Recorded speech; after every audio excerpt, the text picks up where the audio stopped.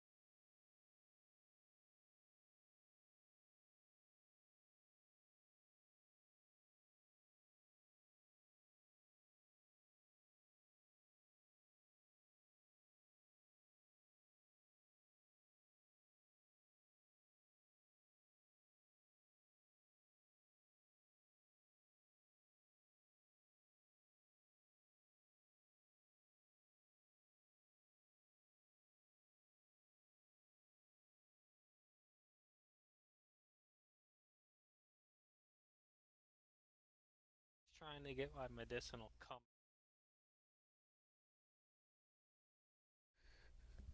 All right, everybody. Welcome back. Welcome I back. was trying to warn you, my internet might go down. Yeah, here we have Lords with us this evening. Lord is having technical difficulties on his side today. Sorry about that. Yeah, don't mind my Discord joining sound. Yeah, please disregard that as much as possible. Thank you for waiting on the moment of silence, everybody. Thank you so much. Well, at least I didn't ruin it. No, no. I mean, it's all right. We were flipping back right when it was happening, and then we flipped it back over, so there was no sound because there was absolutely no sound with that template. But how we doing today, Lords? How you doing? Any new updates that you have for us today? Anything that you heard? Anything that people don't know? My internet is shit, and I don't know why. That sounds like an Indiana problem. I don't thi- it's only my computer having the issues. My wife does not do it. Well, that's good. At least it's at Like, I will least. drop out of Discord, but she'll still be in there. Hey, remember, happy wife, happy life. So they say. It's at least what they say. Yeah, yeah. Okay, so we got a few things here. We got a few things. Let's see here. Let's see. Okay. So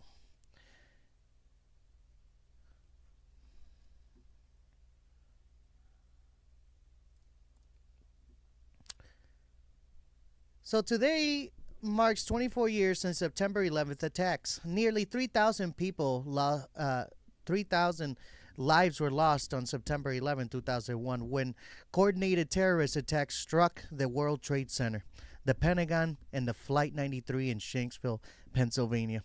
Across the nation, memorial services have been held today. In New York City, families gathered at Ground Zero for a reading of every victim's name. At the Pentagon, officials, military families observed a moment of silence. In Shanksville, Pennsylvania, tributes honored the passengers of Flight 93, whose bravery prevented an even greater disaster. President Biden released a statement today calling 9/11 a wound that will never be fully healed. And I don't know why I got some from President Biden. Wish you had some from President Donald Trump. Why the docket team, man? This docket team needs to get better at these remarks. Let's get the facts straight. President 9/11 remarks today, so we can give you the facts. We don't want to give you misinformation.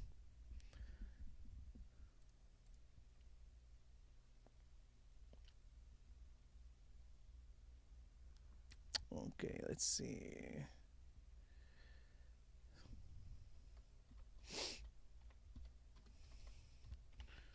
Wow. What a docket team. We need a new docket team. If anybody wants to be involved in the docket team, please give us a message on the comments and we'll find you. Give us your information and let us know if you can be able to give us a hand every day if possible. And no, there's no money generated from this. This is just us doing it every day, winging it, unfiltered, unscripted. All right, here we go. This sounds better. Okay, let's see. Attacks and reaffirmed the nation's commitment to never forget the tragic events later. Let's see, Tiger. Oh my goodness, man. So today was suppressed. No offense, right? No offense, but today was suppressed because of everything that has happened this week. You know, the Evergreen shooting, Charlie Kirk's death. So it's very suppressed today, all the information about 9/11. Much has been happening lately. Yes, yes. Well, hopefully next year is a bigger year due to his 25 years. Well, hopefully, but you also got to remember that most people, yeah, they'd be over 18 now, born after. Yeah, by Don't now, yeah. even don't even know what that is really. No, a lot of people think it's a hoax. That's the other thing. Not that it was a hoax, like Or there's a like a bunch of movie. documentation on it, but there is definitely conspiracy theories tied to it. Oh yeah. Oh yeah. Oh yeah. But we're not gonna get into that. We're not gonna get into that. No, I was just saying that like most kids growing up and even most adults didn't live through it, so they don't really pay attention to it.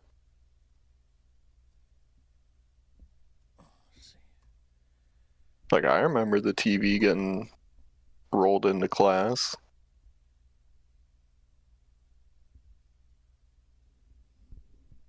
Because the teachers wanted the information.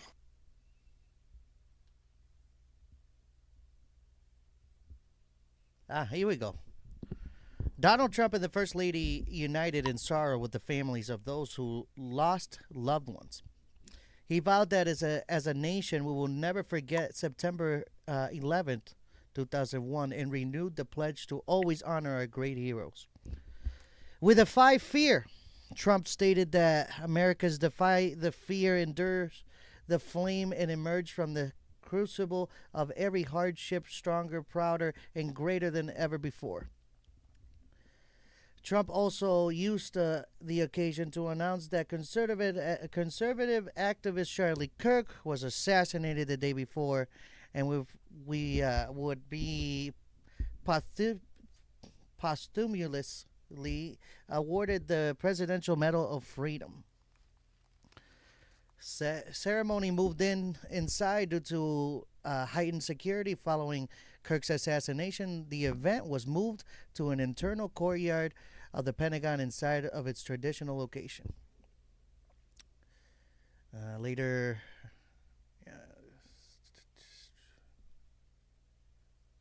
oh, that happened at night too. Oh, look at that. But anyway, besides that, though, something more important happened that they do every year since 9/11. On the 24th anniversary of 9/11, communities across the nation participated in memorial stair climbs to honor fallen first responders, with many events involving climbing 110 flights or 2,071 steps, the distance firefighters climbed in the World Trade Center towers. Participants, including firefighters and members of the public, climb in full gear to replicate the intense physical and emotional effort of that day. These events served as a solemn tribute, remembering the lives lost in raising funds for organizations like the National Fallen Firefighters Foundation that support the families of fallen heroes. The significance of of the stair climb is that it symbolizes the tribute to 343 firefighters. The climb symbolizes the firefighters who died on 9/11, which each step taken with purpose and pride to honor their sacrifice. Climbers wear full gear weighing 60 or 70 pounds to simulate the difficult condition for first responders faced. The act of climbing stairs, even in a modern stadium or building, serves as a powerful reminder of the events of September 11 of 2001. These events foster a sense of community and allow participants to pay homage to the victims and heroes of that day. Where the memorial climbs took place, numerous organizations and cities held stair climbs to commemorate the 24th anniversary. Daytona International Speedway, over 1,000 people participated in a climb at the famous racetrack. Huntsville, Alabama, Madison Fire and Rescue held their 24th annual stair climb. San Antonio, Texas, first responders climbed stairs at the Alamo Dome. Presidio of Monterey, the U.S. Army held a 9/11 Memorial Challenge. And then, yeah. Many stair climb events raise money for the National Fallen Firefighters Foundation, supporting the families and co-workers of those lost in the line of duty. You can find a list of upcoming 9/11 Memorial Still Climbs events to participate or support for the future. All right, just do your little research online on Google, and you can find that there.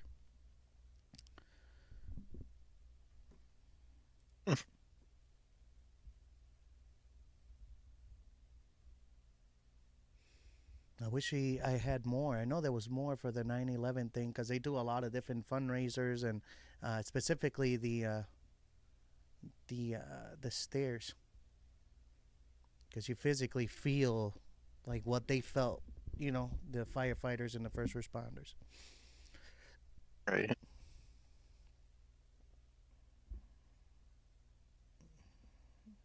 Let's see here. Um,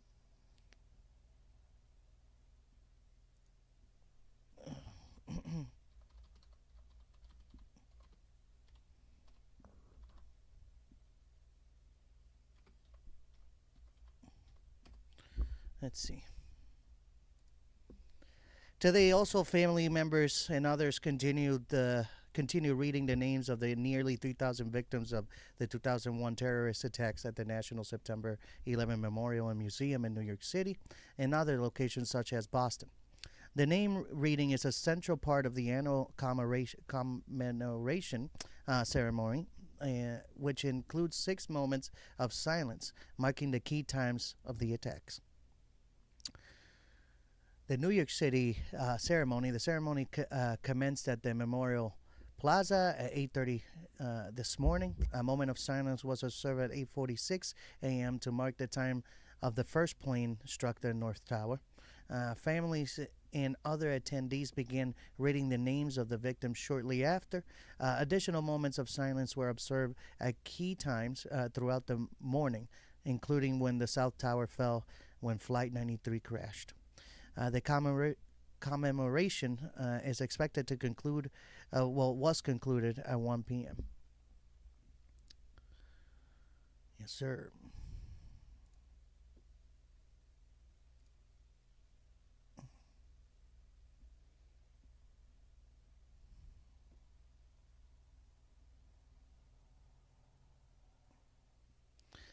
Ah, here we go. This is a good one right here. I should have had this ready. What is that? This is the actual post that I've been looking for all day. I just found it. Like the actual post for today of what happened down in at the memorial.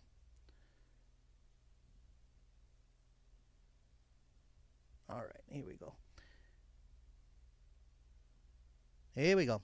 At 14 minutes to 9 on Thursday morning for those of people in New York City and across the region, time stopped and silence descended filled by memories of others' balmy blue sky morning to 24 years ago.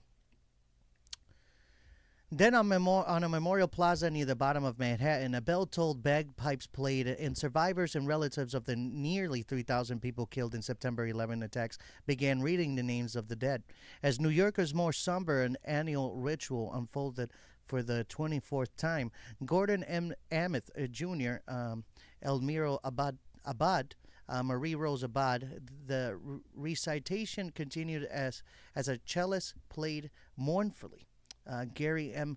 Albero, John Leslie Albert, Peter Craig Alderman. The toll from the attacks continues to grow. Death over the years from illness caused by toxic materials in the air and in the rubble on the ground zero have almost certainly surpassed those on September 11 itself. According to the Centers of Disease Control and Prevention, more than 24,000 responders who worked at the site or at the debris sorting pile on the Staten Island have developed cancer. Over 8,000 responders and survivors have died though the agency does not track whether the deaths are caused by 9/11 related illnesses. On Thursday at the 9/11 Memorial and Museum in Lower Manhattan, mourners in the crowd held up photos of loved ones as family members read the victims' names. People walked the perimeter of the reflecting pools at the World Trade Center site, laying flowers and American flags around etched names of the deceased. In downtown Brooklyn, the firefighters with engine 205 and ladder 118 lined up in the bay of their firehouse, clasped their hands and bowed their heads to mark the time the first plane struck. 8 members of the firehouse died in the attacks, including Scott Matthew Davidson, father of the comedian Pete Davidson, and Vernon Cherry, 29-year veteran who had planned to retire at the end of 2001. We are in the shadow of them. Christopher A. Smith, captain of Ladder 118, said other remembrances were more private. Valentina Ligon, 78, visited the World Trade Center Plaza on Wednesday and laid flowers by the name of her son, Alexander Ligon, at one of the memorial pools. Mr. Ligon was 28 when he perished in the North Tower, his mother said. He worked on the 104th floor as a computer programmer and had planned to get married that October. Ms. Ligon recalled rushing with her husband from Brooklyn to Lower Manhattan that day. We just said we are here to get our son and take him home, she recalled. Later, his driver's license was found in the debris. Ms. Ligon, who lives in North Carolina, visits New York City twice a year to honor her son on September 11th on his birthday, January 16th. Quote, what I want is for people to remember, she said. New York has changed, healed, and rebuilt since 2001. The population of the community district that includes Lower Manhattan has more than doubled since 2000. The city where Islamophobia spiked after 2001 attacks is on the precipice of electing its first Muslim mayor, Zohran Mamdani, a state assemblyman who was a 9-year-old growing up in Manhattan when the towers fell. While candidates often paused campaigning on September 11th, its political significance did not go unnoticed this week. On Tuesday, former Governor Andrew Cuomo, who is running for mayor, held news conference with Sal Torturici, a former fire department paramedic who helped with recovery efforts. Mr. Torturici, sorry for butchering that, guys, who developed cancer he linked to working at the site, endorsed Mr. Cuomo, saying he had fought benefits for 9/11 families. Mr. Mandani and Mr. Cuomo, who trials him in the polls, were at the 9/11 memorial on Thursday. So was the current mayor, Eric Adams, who is also running for re-election. Kash Patel, the FBI director, attends, as did Governor Kathy Hochul of New York and 2 past New York mayors, Rudy Giuliani and Michael Bloomberg. There was also a memorial even at the Pentagon, attended by President Donald Trump and First Lady Melania Trump. Curtis Silva, the Republican nominee of mayor of New York, went to a ceremony at Tribute Park in Rockaways in Queens. He laid a red rose on the Navigator Star mosaic and installation dedicated to September 11 that has severely deteriorated from years of disrepair and from damage caused by Hurricane Sandy in 2012. Mr. Silva said he had laid the rose for Nancy Morgenstern, who died on the attacks at age 32. Quote, she didn't have anybody here for her, Mr. Silva said. The reading at the 9/11 memorial paused 5 more times, representing the moments when the planes crashed, including Flight 93, Western Pennsylvania, and the towers fell.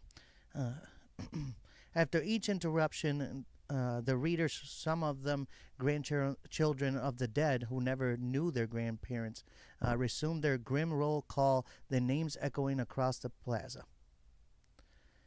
And that's pretty much it, ladies and gentlemen.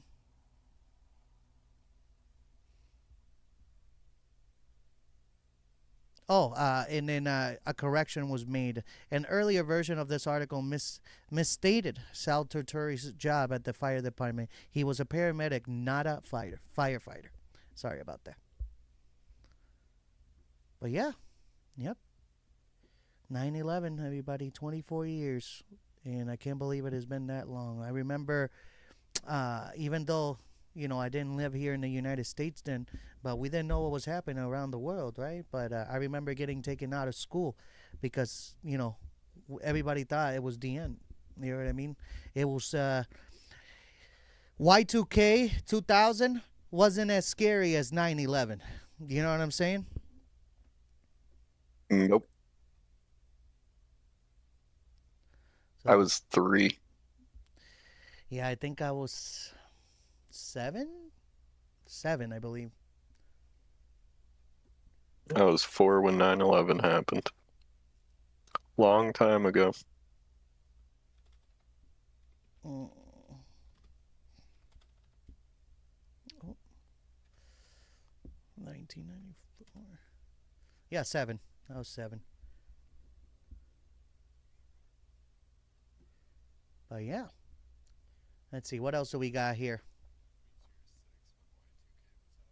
Yeah. 6 when Y2K was happening. People were taking out money and everything like that. I remember it faintly.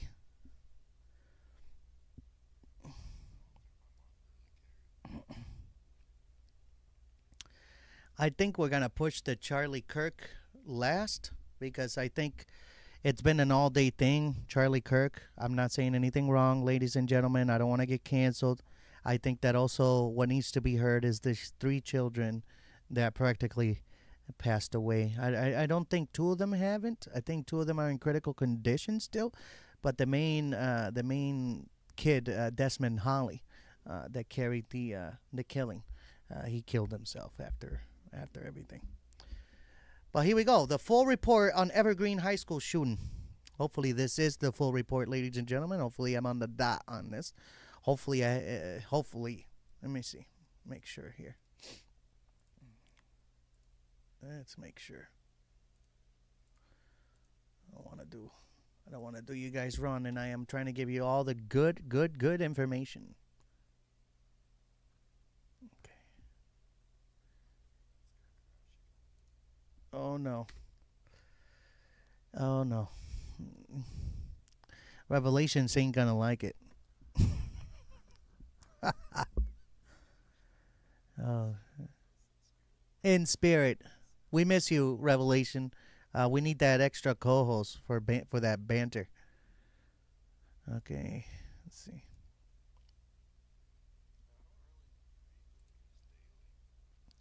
I don't either. I do it at the end of the day. I try to keep up with it. Huh? Yeah, a little bit. Okay, here we go. Hopefully this is a good one.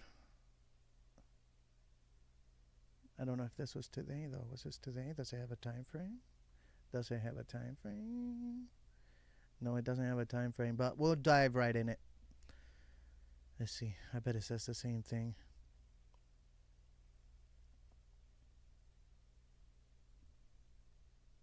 Okay.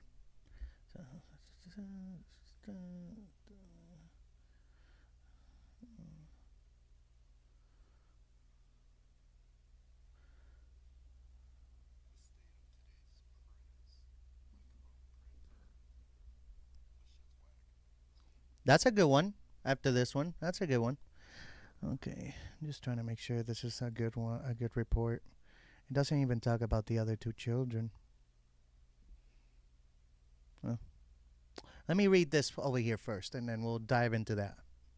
Okay, so the full report so far, up to date right now today as of 9/11. Okay, for the Evergreen High School shooting. 16-year-old Desmond Holly carried out a shooting at the Evergreen High School in Colorado, armed with a revolver. Damn. Holly shot 2 students, and one inside the building and one outside. Both victims remain hospitalized, with at least one in critical condition. Holly died of a self-inflicted gunshot wound before law enforcement could intervene. Investigators believe Holly had a radicalized by an extremist network, but details about the group or the motive remain under investigation. Authorities review his phone, locker, home, and social media activity for insight. At the time of the attack, there was no school resource officer on campus. The full-time officer was on medical leave, and the part-time replacement had left earlier for another emergency. Despite this, staff and students follow lockdown procedures, which officials said likely prevented further casualties. Law enforcement also investigated how Holly obtained the revolver, whether the shooting was targeted or random, and the scope of his radicalization. Now, get up here, get back into that article, and then we'll read it to you right now, ladies and gentlemen, on more in depth of so far what has happened. Let's see if maybe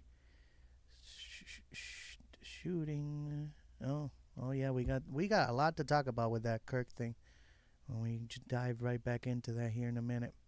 And also, I wish Revelation was here because I just found more information upon Nepal. Let's see.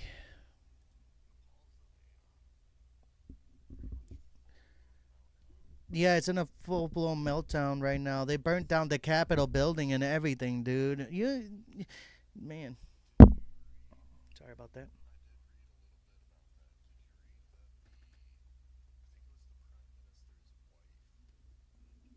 You have it up? If you have it up, you can read it, and then I don't have to read it.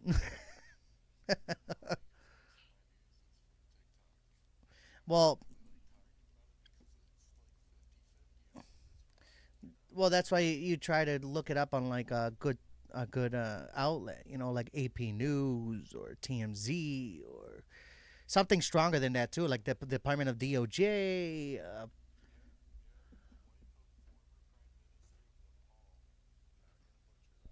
There we go.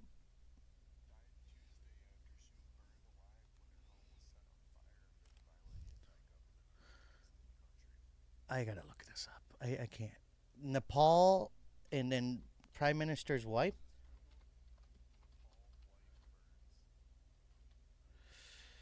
Okay, here we go.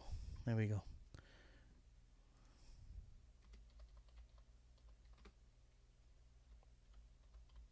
Ladies and gentlemen, the Prime Minister's wife has been burned alive. They really mean business.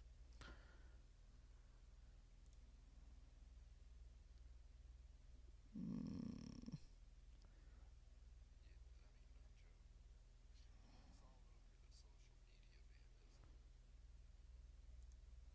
Yeah, it's all over. Oh my God, it's all over. Holy shit! Sorry.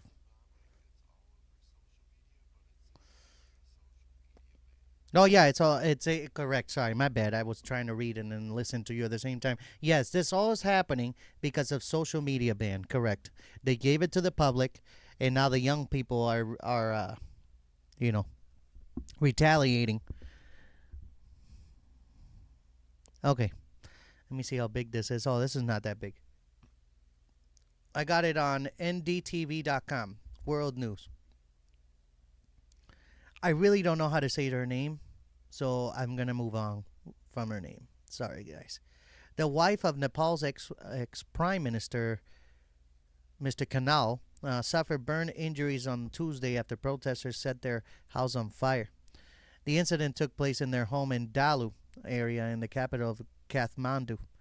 Miss Shetrikar was rushed to uh, Kirtipur Burn Hospital and is recovering, said sources. Reports had suggested that she had died. So is she not dead? No. As of yesterday, no. As of yesterday at 11:08. Um. Let's see. Maybe. Let me see. Make sure. We gotta make sure. We gotta make sure we don't want to give wrong information. Let's see.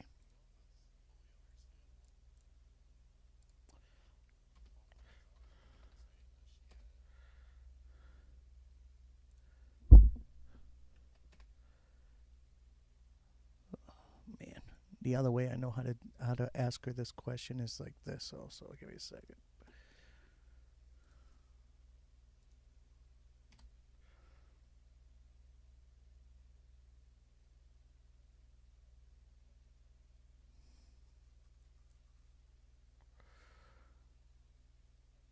Oh, but see, so the source is saying September 9th, but over here it says as of September 10th that she's in critical condition at the hospital.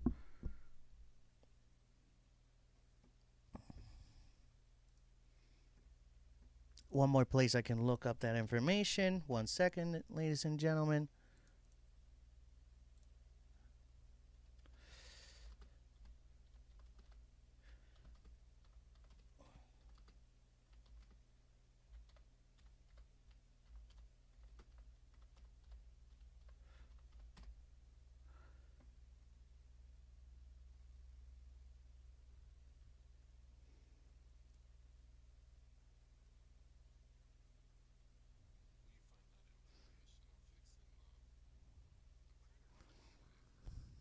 That's fine. Okay.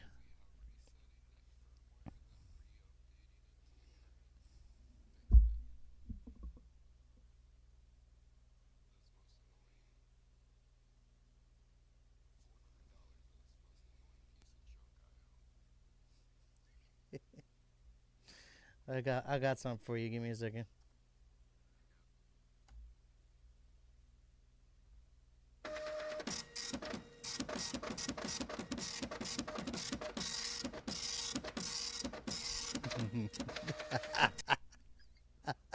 Did you hear that? Oh, it was the sound of the of the printer.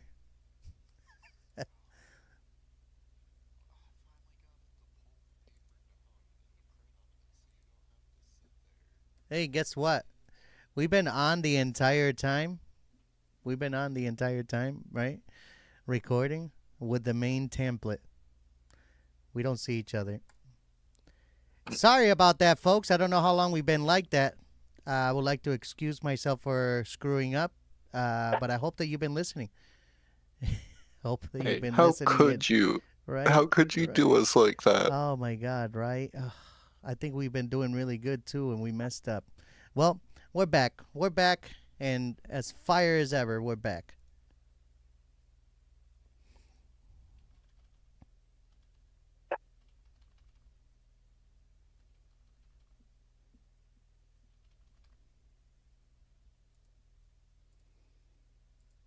Well, at least we can hear. We can hear each other. Right? Holy crap, dude. We've been like that for 20 minutes. I'm so sorry, ladies and gentlemen. Uh, it won't happen again. It's this the third show, and I'm still trying to get used to running this by myself, and I think I'm doing a hell of a job. It's just, when I end up pressing the wrong button, I really do want to apologize for that. And they say third time's the charm. The third time is the charm. Let's see on episode 4 tomorrow how we will do, ladies and gentlemen. If I mess up or not, let me know in the comments what I need to fix, how to do better. Okay, where were we though? Because now we're bantering way too much.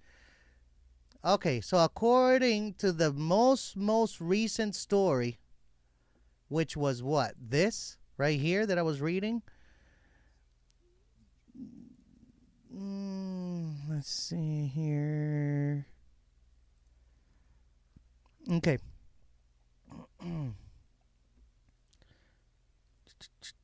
Where was I reading on this?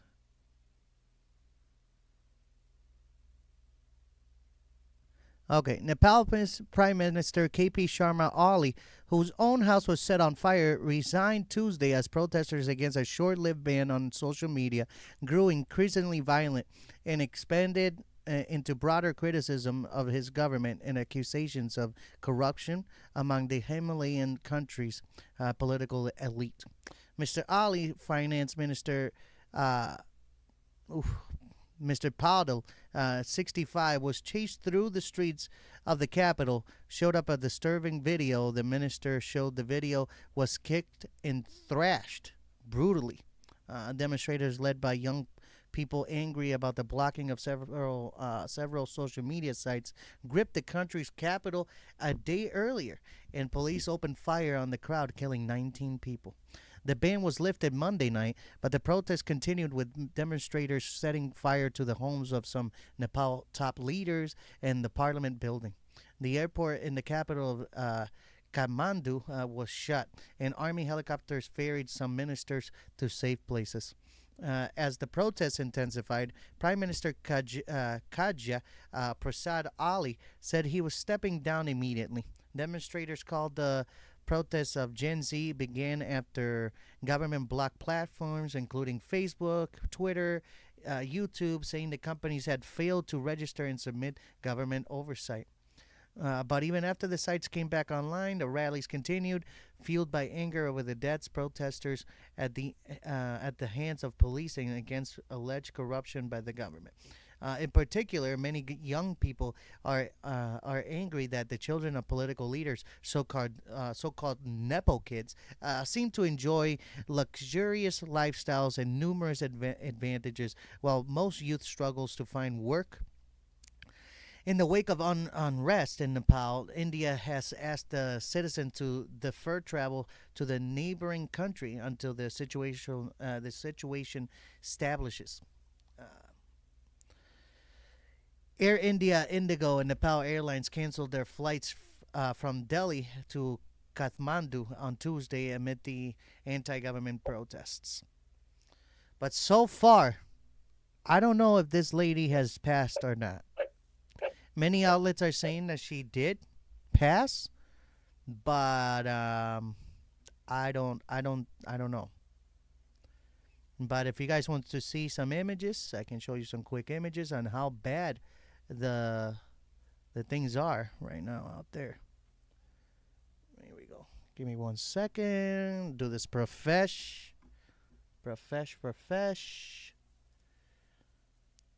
And again, I would like to apologize when I messed up for the last 20 minutes because I had pressed the button for the next template. My bad. All right, this is what we got here. Got to make sure that this is actually, that you guys can see this. There we go. Yeah, this is what we got here. We got all these young people right here. I'm screen sharing, by the way. All these young people right here burning down the police.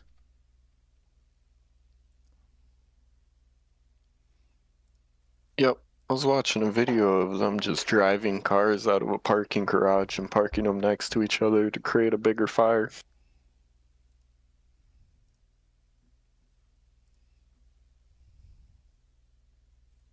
That's the ex-wife of the prime minister right here in the blue.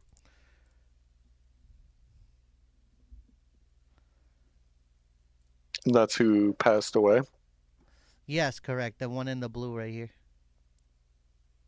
Well, she's in the next photo too. Oh, is she? Is it the same lady?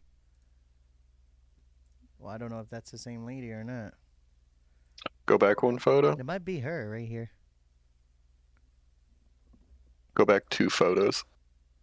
Because I'm pretty sure those are just zoomed. Yeah, those are just zoomed in of that. Yeah.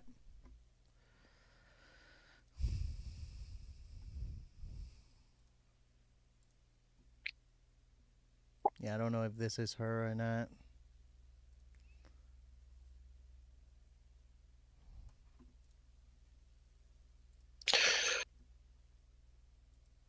All right. I don't know if I'm gonna get canceled for this, but think LA could have ended that way if they didn't put the National Guard in there. It was headed that way with the police getting pretty much Yeah, pretty much. head-sized boulders getting thrown at their cars. Hey, yo, what the fuck? Yep.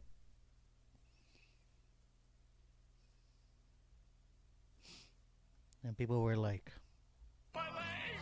and shit. All right. Let's see what else do we got here. Get off of that.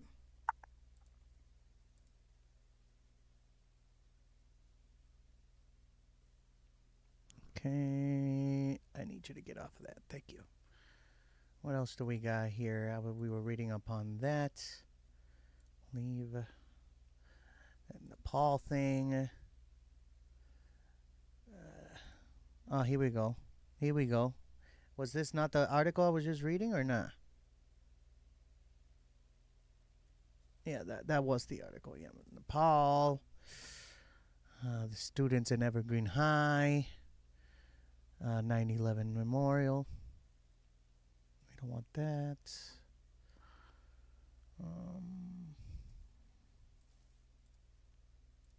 Let's see here.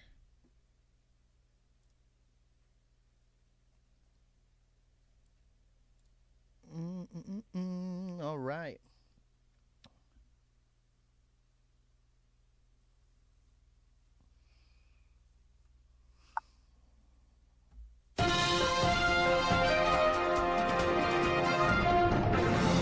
All right, moving along now to Charlie Kirk and everything that has happened so far and all the updates. All the updates. Okay, here we go.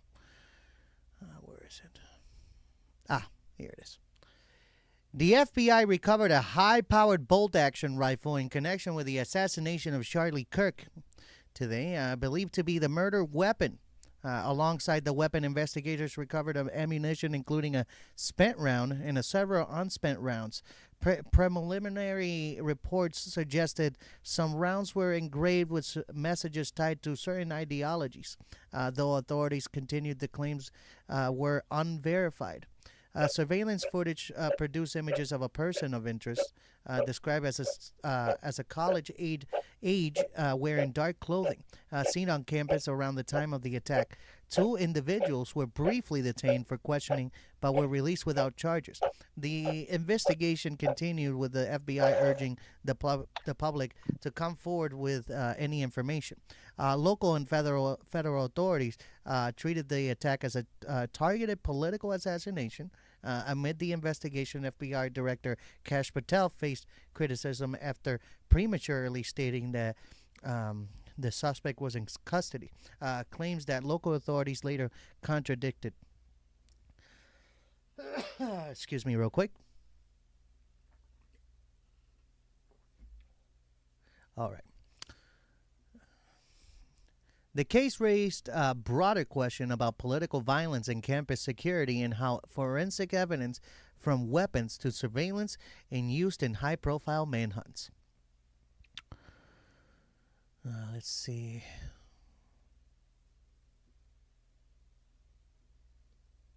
Okay. Here we go. This is it. Also, earlier this afternoon, I have it right here. Here it is. Perfect. Charlie's casket makes it home to Arizona. Erica Kirk and VP Vice President J.D. Vance on board. And at 4:56 Pacific time, Air Force Two had just landed in Arizona after a short flight from Utah, with Vice President J.D. Vance helping bring Charlie Kirk's body in casket to his home state. The casket was unloaded from the plane upon landing in Phoenix. Charlie's widow, Erica, was spotted and walking down the stairs from the plane, holding hands with Vance's wife, Second Lady Usha Vance. The casket is now being transported through Phoenix in a white hearse, with a motorcade following behind earlier today. Charlie Kirk's body is officially on its way to Arizona. CASA's new photos show the conservative commentator's body being flown to his home state on an Air Force Two. So yeah, let's see what else we have here. Let's get transfer in. There we go.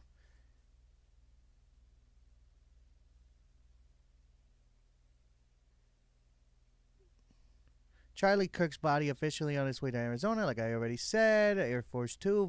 Vice President J.D. Vance took off from Utah after Charlie's body and casket were loaded onto the plane. Here it is, right here. This is what I'm looking for. I don't know why it's like looping back. Charlie's casket was transported in a Cadillac hearse to an airfield where AF-2 was waiting to take him. That's how they took him to the plane for him to get out there. But Charlie's body, it's back in his home state again with his family. And again, my condolences to his family. I don't condone violence. I don't think violence resolves anything with violence. You know what I mean? Violence with violence doesn't fix anything.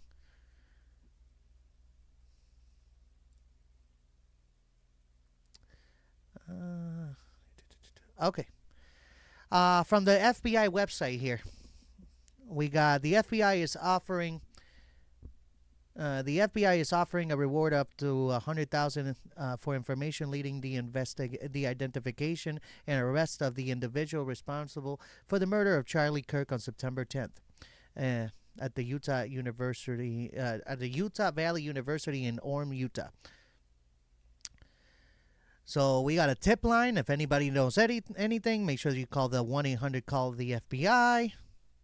The FBI has some pictures already posted on their website as of 9:05 p.m. today. The FBI is asking for the public to identify this person of interest in connection with the fatal shooting of Charlie Kirk at the Utah Valley University. And So are they going after the person on the roof, or I believe they're going for the person on the roof, because if I show you these pictures, and I don't know if I can be able to. Here, I'm about to screen share this. These are the pictures of the gentleman that will be. There we go. Okay, you can see it on that side. Perfect. So these are the pictures of the gentleman right here. He's not a gentleman, so you know. not anymore? He's a murderer. He's a murderer. He's a murderer. This is directly from the FBI website, ladies and gentlemen.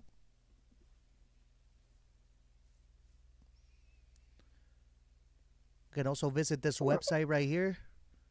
Visit fbi.gov/Utah Valley Shooting. How old do you think he is? You know, for the looks of it, just like the way how he looks. He looks like it's he's in his 20s. Yeah, he's in his 20s for sure. He could be like in mid to late 20s, maybe. Maybe early. Just the way how his neck looks and stuff, you know? In these pictures.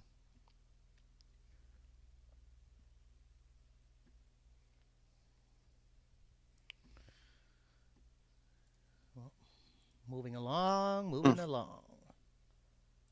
the heck? There we go. I was just going to say, he doesn't look to be a sharpshooter. Yeah. Oh. These headphones squeeze my glasses really hard. Okay. So we did the Nepal thing. So here's a quick rundown. Just a quick rundown on some international news. And we're not going to go into them, I don't believe. Let me make sure that where we're at here. Perfect. We're about to hit an hour here already. So got like about another 8 minutes or so. All right. So the rundown of international news. Man, I can't speak today, and I'm so sorry. Take another sip of this drink.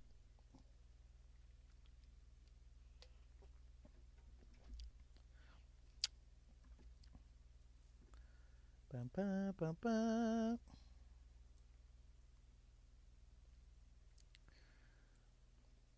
Okay. Let's see here. Let's see. Okay, on international news, Poland shoots down a Russian drones. NATO response. Poland experienced a significant escalation in tensions with Russia when multiple Russian drones violated Polish airspace overnight. NATO allies, including F-35s from the Netherlands and German Patriot system, intercepted and downed at least 3 of the estimated 23 drones. The remaining drones either crashed or were neutralized by the Polish force. In response, Poland invoked Article 4 of the NATO treaty, calling for consultation among allies. The European Union condemned the incursion as aggressive and reckless, while Germany pledged to increase air policing over Poland. This incident has heightened concerns about the security of NATO's eastern flank. Talked about Nepal.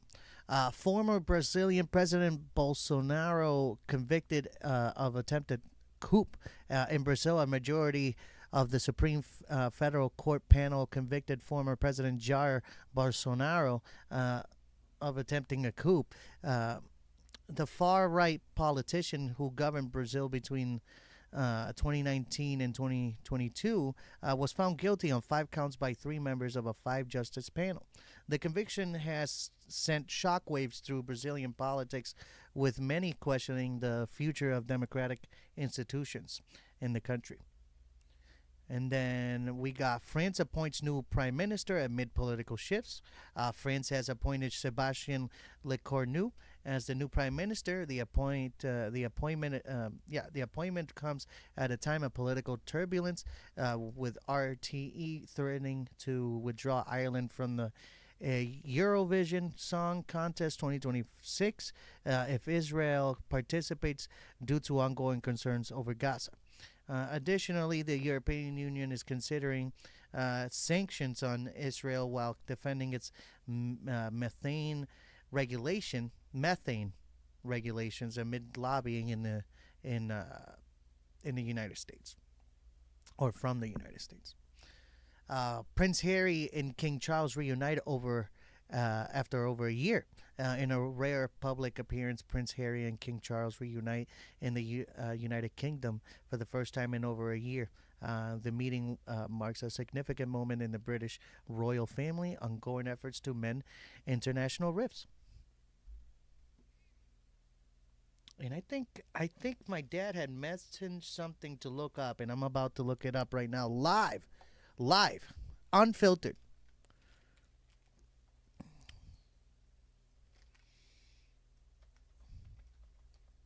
Recent news.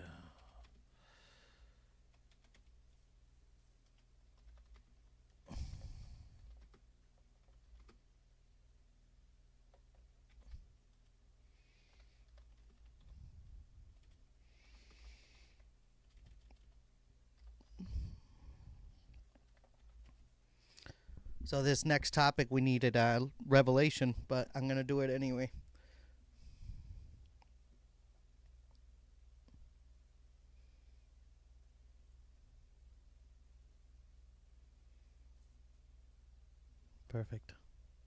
Perfect. Okay. So here's what we got. Make sure that this is accurate by searching it over here. I don't want to give wrong information. We give right information here.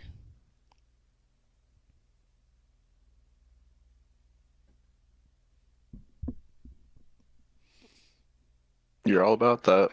Yeah, I try to give the right info, not the wrong shit, you know. And I never have an opinion. We just continue on.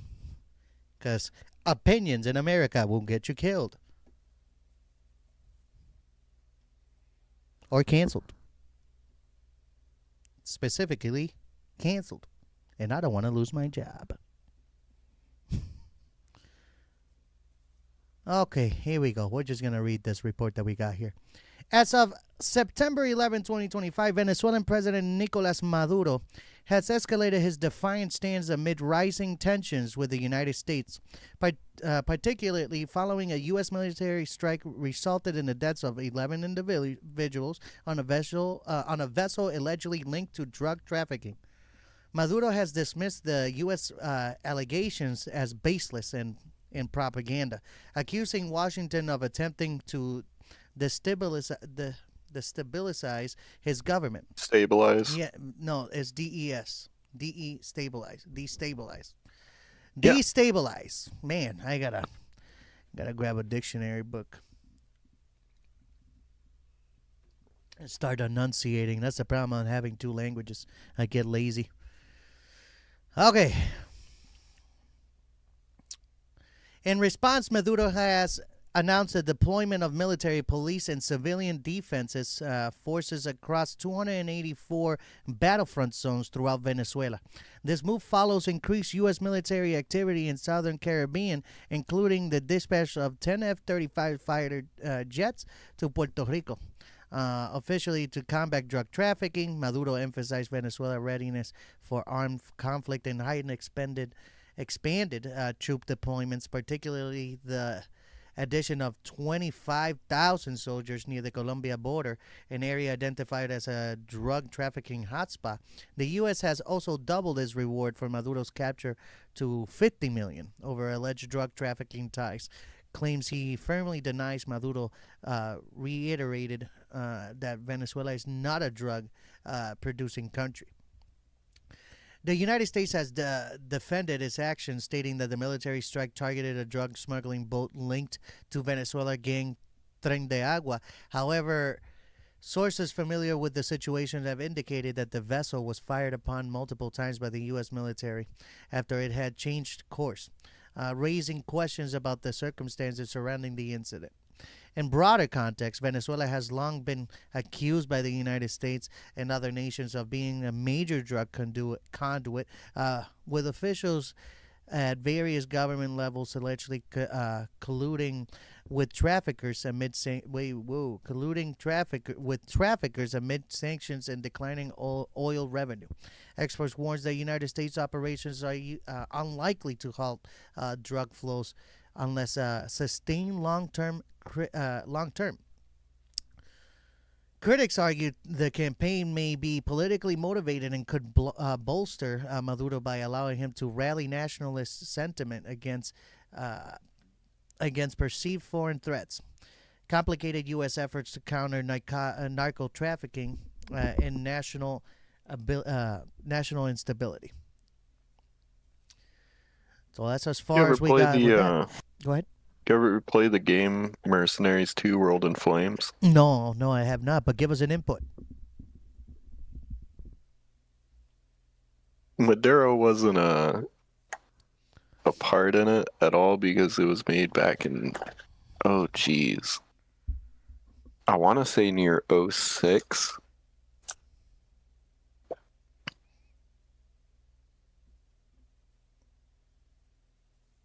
It is, this is cool. 2008? Yeah, 2008. Released August 31st, 2008. Have you played either of the Mercenaries? No, I have not. I don't. Sometimes I don't have time. They got a lot of backlash back in the day because they were too close to portraying real life events.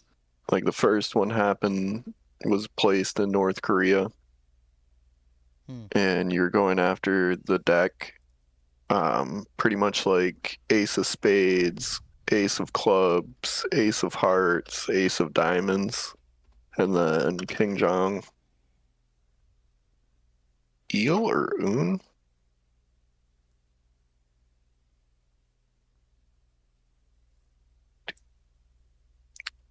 2005 was 20 years ago, and I haven't played the game in over a decade. Either one. Well, Mercs 2 I actually finished last year on vacation.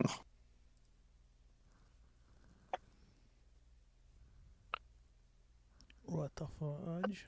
There we go.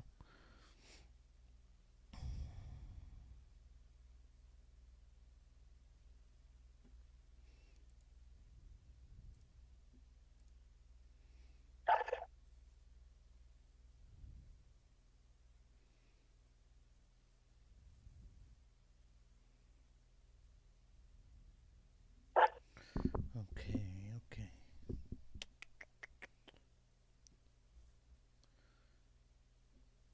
I forgot. One more news while you find that information.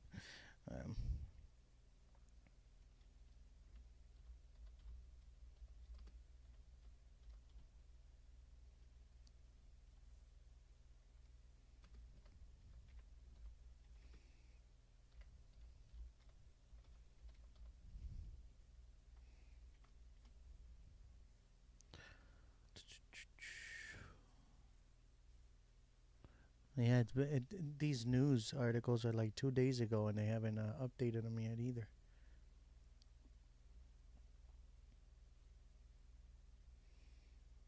Charlie Kirk's assassination has pretty much clouded all of news and media.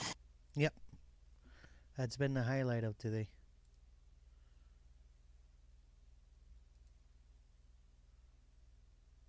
Well, the highlight of today was the backlash on people that have been saying good. Couldn't wait for that. Nobody deserves to be murdered for their opinion. No. Like I said already, and I'm gonna say it again, and I'm gonna say it in every episode as much as possible. When this is not gonna be over. This topic is gonna be the remainder of the damn year. Yeah. And I'm gonna say it until then. I- Violence does not resolve anything with more violence. But he wasn't violent. No, it's not. The problem is He- that people think that because somebody else has an opinion, they need to resolve it with violence. Do you get me? That's what I'm trying to say. Yeah. It's not that he was instigating anything, which we got to be careful, because if we say anything, we really have to be careful, because there's a lot of shit going on. And all I'm going to say is this. Yes, he had opinions, but then he had also many interviews with a bunch of people giving wrong statistics about Hispanic and black people and all these things. Okay? And again, I'm going to say this one more time. I don't see you as a white. I don't see you as a black. I don't see you as yellow, whatever. I see you as a human being. We all bleed the same. We all have the same stuff that runs behind the skin. Okay?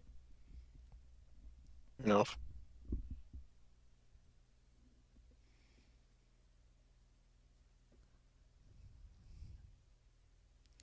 Let's see. I'm trying to find one more article here about the lady Sorutska, the Ukrainian woman that got stabbed by the Carlo Brown Jr. Oh, you know what? Oh man, I was gonna give this information on the. This doesn't have to do with nothing. No American news whatsoever. We're moving along to other things here in a minute, real quick. But I forgot to mention that I think I didn't forget. Hopefully not. But if I didn't, I'm gonna mention it again. Floyd Mayweather versus Mike Tyson. 2026 contract has been signed, and it's ready to go.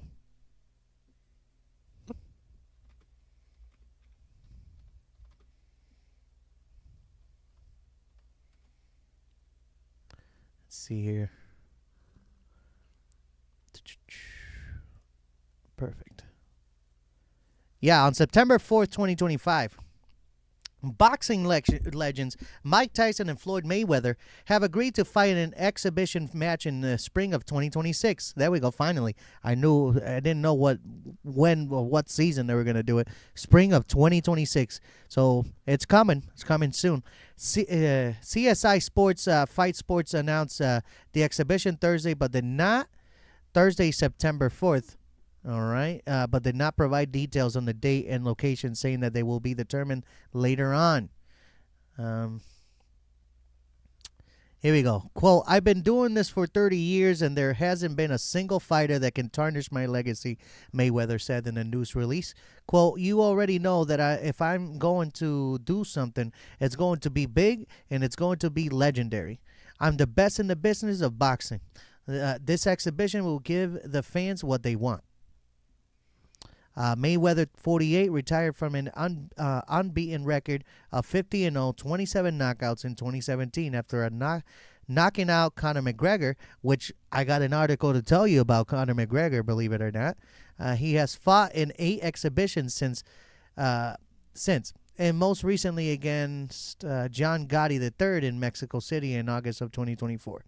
Mayweather notably faced off against social media star Logan Paul in 2021.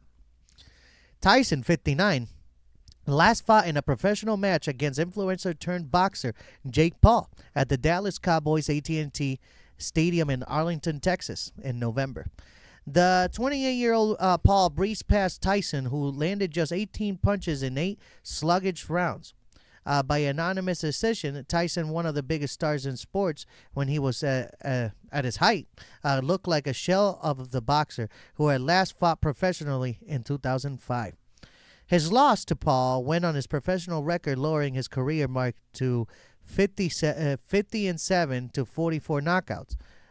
This fight is something neither the world nor I ever thought would would or could happen, Mayweather said about the exhibition with Mayweather. Wait, somebody did a typo there. I think they meant to say Tyson said about the exhibition with Mayweather. However, boxing has entered a new era of the unpredictable, and this fight is as unpredictable as it gets. I still can't believe Floyd wants to really do this. It's going to be detrimental to his health, but he wants to do it, so let's sign, and it's happening. I think this is not going to be a dance that was like the Paul, Jake Paul versus Tyson, where, I don't know if you know, but just recent outlets, Jake Paul just mentioned, I think it was 3 days ago or something like that, or over the weekend or whatever. He had mentioned that, he doesn't know who else to fight, that he fought all these people and he's the best in the world. And Mike Tyson responds to him and says, "Hey, don't forget that you pay me an additional $10 million, so I didn't have to land any punches." So God knows if if this is gonna be an absolute real fight where like Mike Tyson says here, quote, "It's going to be detrimental to his health, but he wants to do it, so it's signed and it's happening." You think Tyson is gonna go in as hard as he did Against back in Floyd 2005, Mayweather? not the 2024, but yeah, Mayweather. I'd hope so. Make it a better match than Yeah, make it worthwhile. I mean, in reality, you and I both the know. Paul's paying for a victory. Oh yeah, we all knew that, but we can't talk smack about, we can't talk smack about Jake Paul, because you know how that goes. Okay, about Conor McGregor news. I don't know if you heard about this yet, man. You're gonna be like, are you serious? And I swear to God, it's crazy. Man, all this information. I don't want to give it all out, but we got nothing else. I don't watch UFC or wrestling, you know that, so No, it's I news know. to me. Yeah, that's why I wanted that's why oh, look at that. That's the most recent update too. Nice.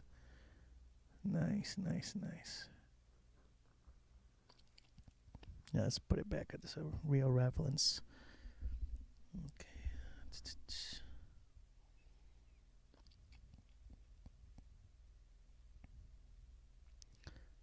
Wow, this is from actually out there. This freaking news outlet is out there from Ireland.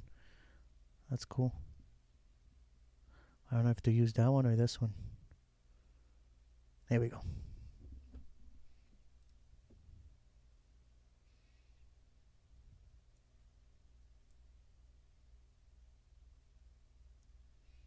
Okay.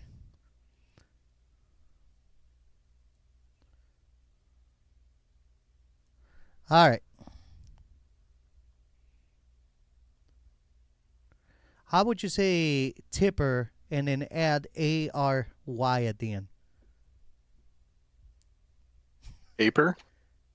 Well, it's the TIPPERARY. I just don't want to butcher it. Tippery or tipperer. Yeah, Tipperary. That's what that says. Anyway, here we go. You ready? Conor McGregor requests Tipperary council backing for presidential race. And then somebody said he's delusional. He's running for president of Ireland. Of Ireland, man. Former MMA fighter Conor McGregor has approached Tipperary County Council, TCC, seeking their nomination to get on the ballot sheet for the presidential election. Mr. McGregor officially approached the council on Wednesday, September 10th, looking for their support in being added to the ballot paper. The controversial candidate is now scheduled to address the members of the local authority at a special meeting on Tuesday next week.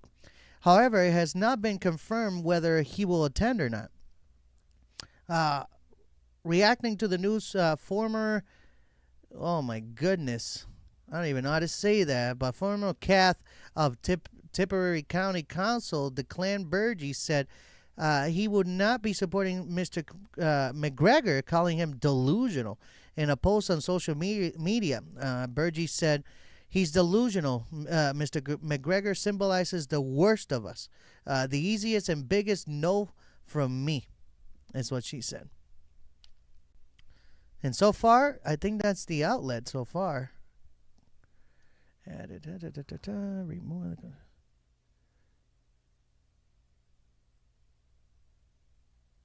Yeah, I think that's it, right? Yeah.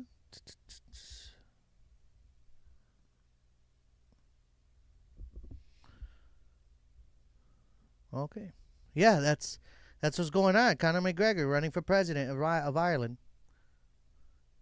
And that article, you can find it on irishindependent.ie.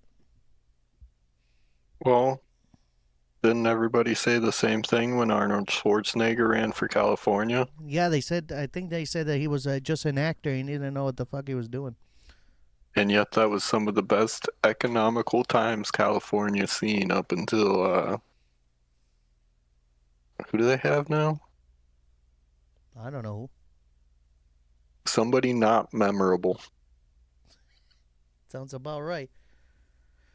Okay, let's see. I'm trying to find this button that I was gonna put in here. Yeah.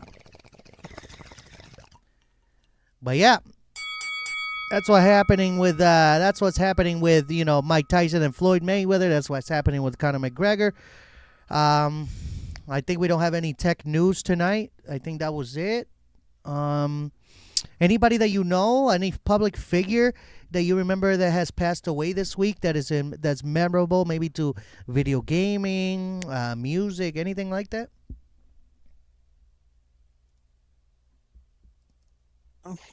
No, the tech news for this week is Apple dropped that they had that expo. They got rid of titanium in the phones. They said it was too expensive. So they went to an aluminum unibody. And they're still the same price. Samsung clapped at them a bunch on Twitter. They even brought up a tweet from, I think, 3 years ago asking Apple foldable phones when. They're like, didn't think this was going to be relevant in this time. Okay. Microsoft is allowing OpenAI to reshuffle.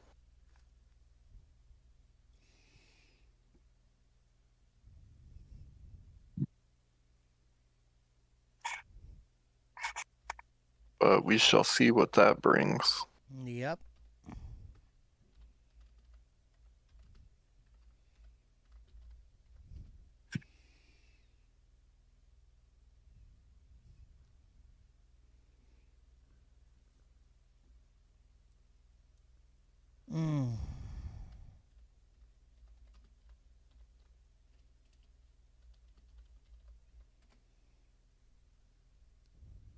I know I'm your tech news person, but not much happens out of like CES and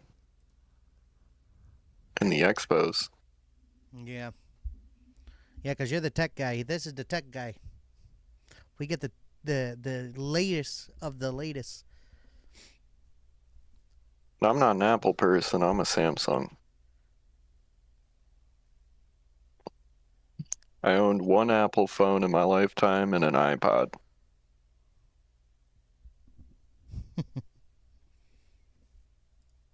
You have, but I broke the iPod because I jumped in a pool with it in my pocket.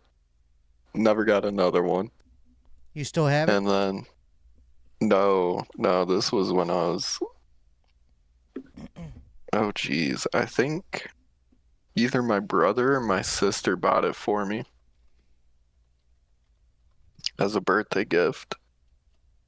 And then I bought myself an iPhone, had it for 2 days, was sitting on the sidewalk with my legs crossed, talking to my cousin. It just kind of slipped out of my pocket, fell maybe an inch out of my pocket, and the entire screen spidered. And I was like, nope, never again. And I switched over to a Galaxy S7 Edge, and I dropped that screen down on the floor out of my hands, and the screen went pink. But that's when the galaxy.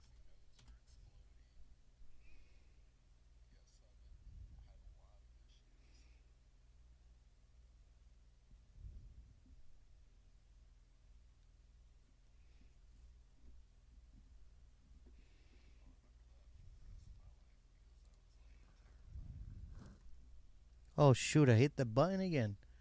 I think it's my keyboard. I mean, my mouse hitting the part of that side of the keyboard. What the heck? There we go. There we go. Get under here. There we go. Okay. So, quick little mental health ad. I know that life gets heavy sometimes, and that's okay. But you don't have to face it alone. If you're feeling stressed, anxious, and overwhelmed, call the 1-800-662-4357 for free. It's confidential, and it's a great support at any time. You can also download an app called the Calm app or Headspace for guided meditation and mental wellness tools. And remember, your mind matters. Reach out today. Am I right? Yes, sir. That's why I'm going to be a therapist, because mental illness is not going anywhere.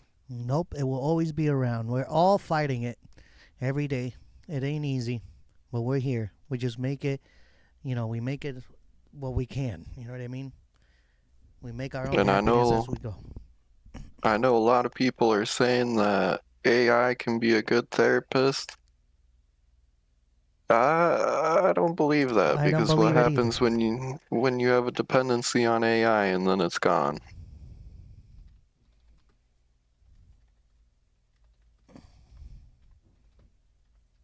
Or what happens when a company takes that AI and starts suggesting things to you? Well, you should buy this, you should buy that.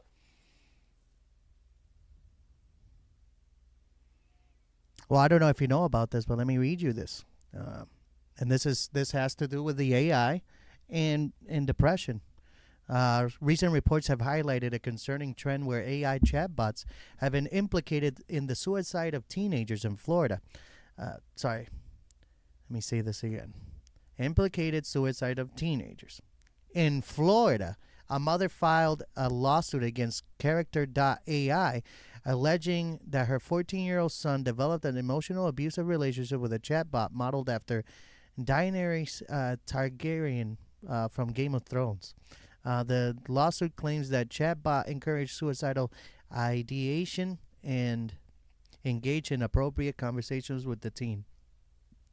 Similarly, in California, a family of 16-year-old Adam Rain sued OpenAI, alleging that ChatGPT provided detailed instructions on suicide methods during a prolonged interaction. The lawsuit claims that the chatbot's response contributed to Adam's decision to end his life.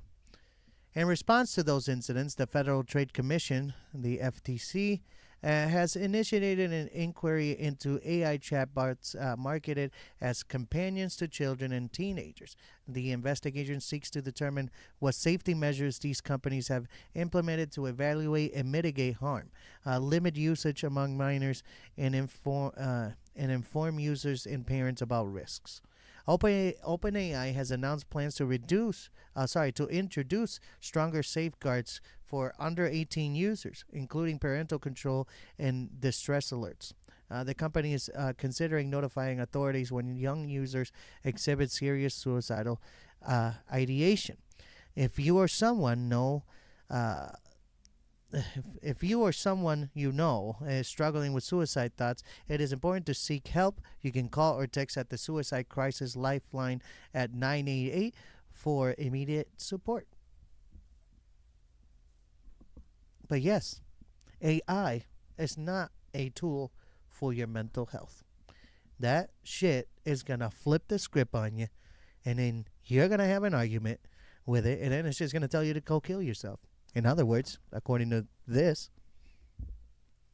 Yeah, because those whole chatbots are I know you've seen them while scrolling through TikTok. They're the chatbots that are like, you can talk to any cartoon or anime chick or model your own, and you can chat to them like a real person and develop a relationship. And it's like, nope, nope, nope.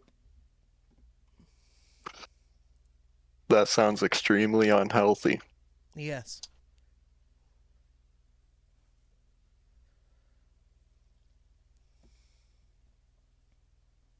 Let's see, where was I at on this now?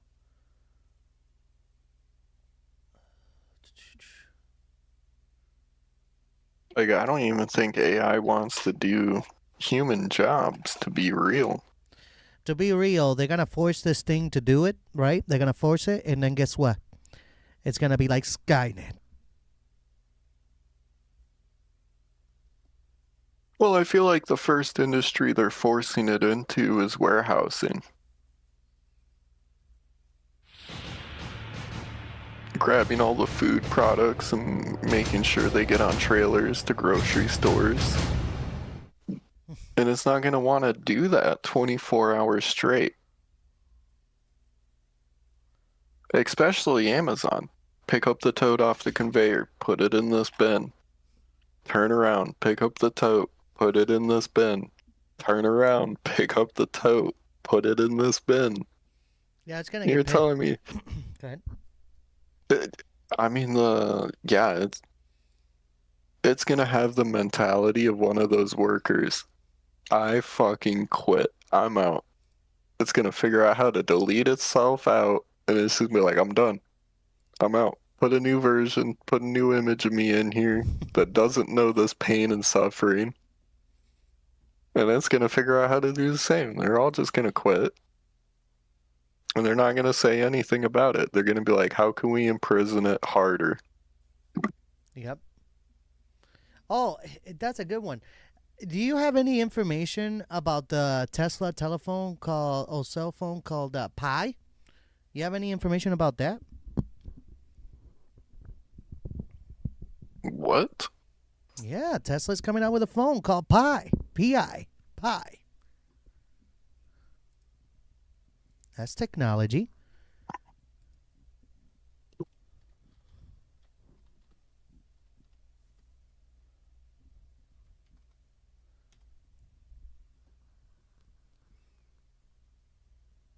Oh, no.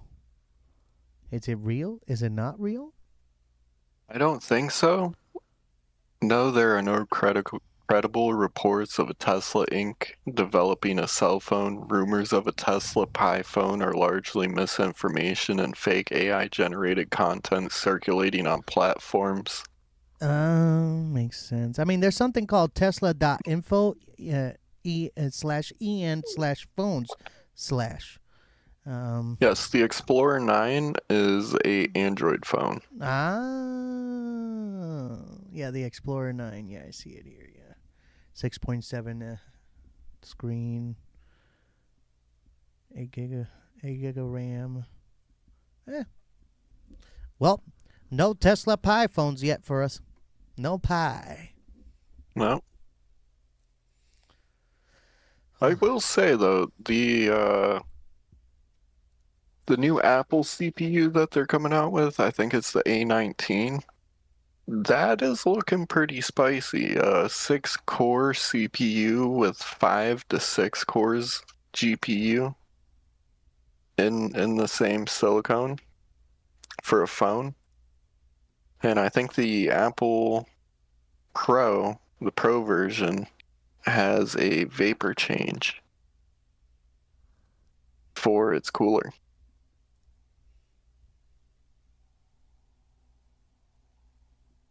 And they say it's got the longest battery life of any Apple phone, but if it sucks back that much power and puts out that much heat, I don't know how that's going to go. So this is the article that I just found on there. On the phones. New Tesla phone isn't the real deal. Is Elon Musk Tesla Inc. launching a phone? Rumors of Elon Musk Tesla company making a smartphone have been doing the rounds for a few years now. Supposedly called the Model Pi. Model Pi. a company already trading under the Tesla name, making phones such as Explorer 9 and Series 3, as well as various other tech products like TV. Complicate matters from the off, though they are not high-end as you might expect Elon to make or available in the UK or US. The company is mainly active in Eastern Europe. The firm facts for "Do you make cars?" states, "Nope, that is Tesla Inc., which provides solar and energy storage, charging the vehicles as part of its mission to accelerate the world's transition to sustain energy. We make and distribute consumer electronics products and household appliances inspired by Nikolai Tesla's ideas to provide technology for all." And there's more. Tesla already launched a phone. You may have seen plenty of videos on YouTube, on TikTok recently of Tesla releasing a $100 phone that broke the internet, but there's no evidence that these devices are real.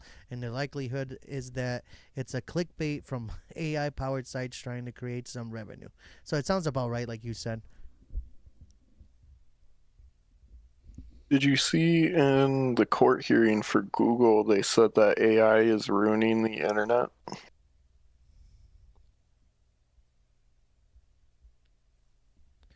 Oh, and by the way, here's Elon Musk stating, "Definitely not. Smartwatches and phones are yesterday's technology.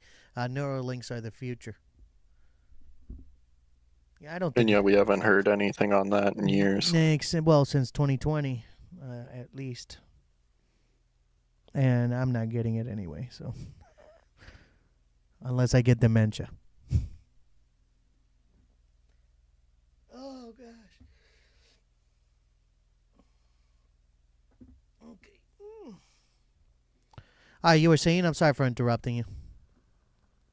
No, you're fine.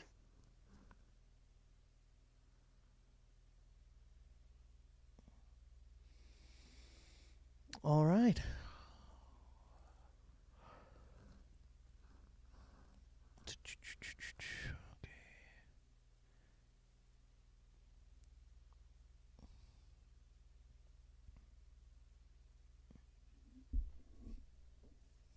Okay. Anything else? Shout out to real quick. Shout out to producer Mike. I am on the show every Monday at 12 p.m. Eastern time on Producer Mike Presents YouTube channel. If you want, I'll even show you real quick what it looks like so you guys know. Let me see here. Yeah, I'm on another show that I do with one of my other colleagues.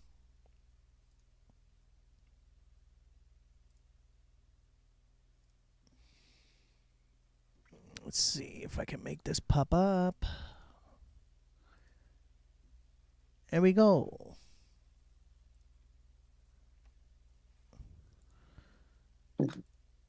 Excuse me. No worries. Producer Mike presents in the Jessup Show Legacy. Producer Mike presents the Morning Movement, which the title changed now to The Movement. And now we moved it to 12 p.m. Eastern with me, Jay Morales, as the co-host.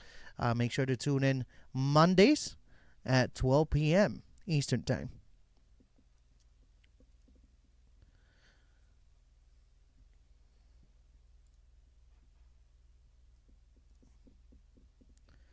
And I would like to give a shout out to, oh my God, where is it? It's in here.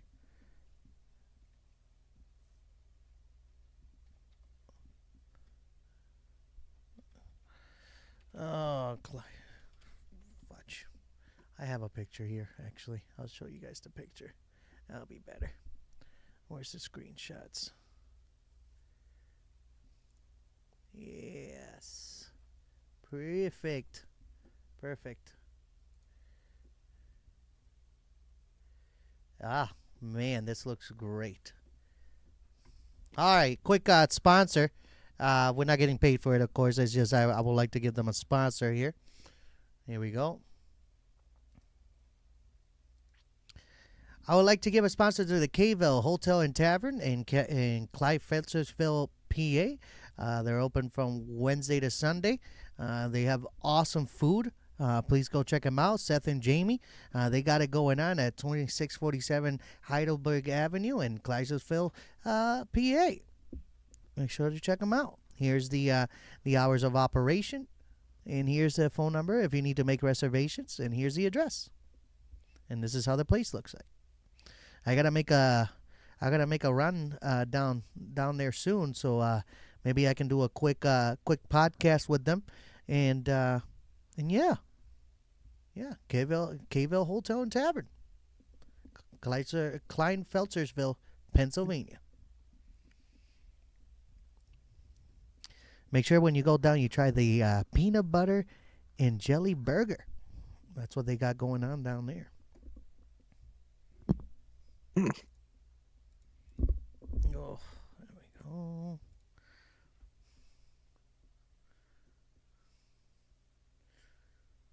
All right. I know I'm missing something else. Well, shout out to everybody from the Jessup Show podcast. If you're checking this out, thank you for tuning in. Make sure you subscribe and hit the bell when you can and catch every show as possible. This is going to be, for now, I'm going to try to do this every day, even if some of my co-hosts like Revelation or Lords won't be able to make it in. We'll shorten up the show, and we'll just give you a brief key points of the day of news and any other articles that are happening around the world. Final thoughts?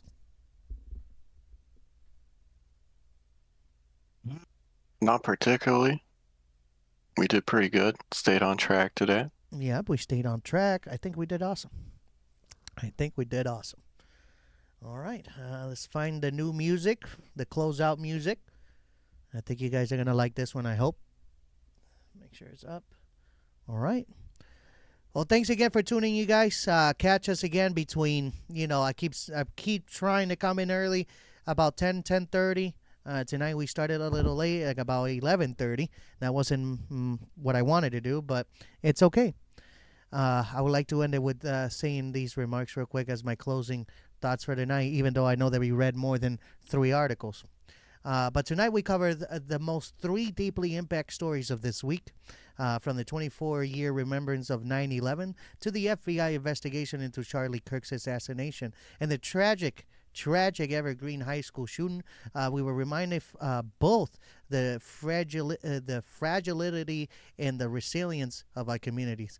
These events, though different in scale and context, shared common threads: the lives lost, the courage of those who stepped in to protect others, and the ongoing needs of vigilance and understanding and compassion. As we close tonight, we reflect on the lessons. Stay informed, act with care, and remember, whether honoring those who sacrificed everything on 9/11, demanding justice for political violence, or protecting the next generation in our schools, the world can feel heavy with tragedy, but remembering, reporting, and reflecting helps us make sense of it all, and inspires us to be better for each other. So with that, I'm going to leave you with this.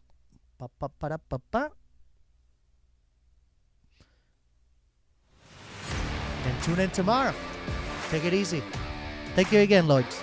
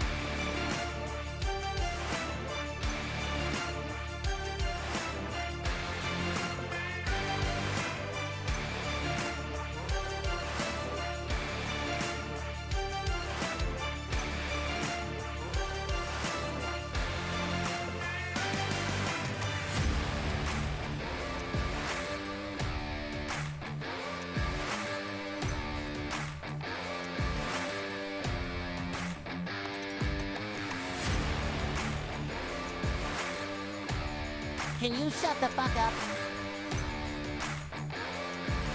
Can you shut the fuck up?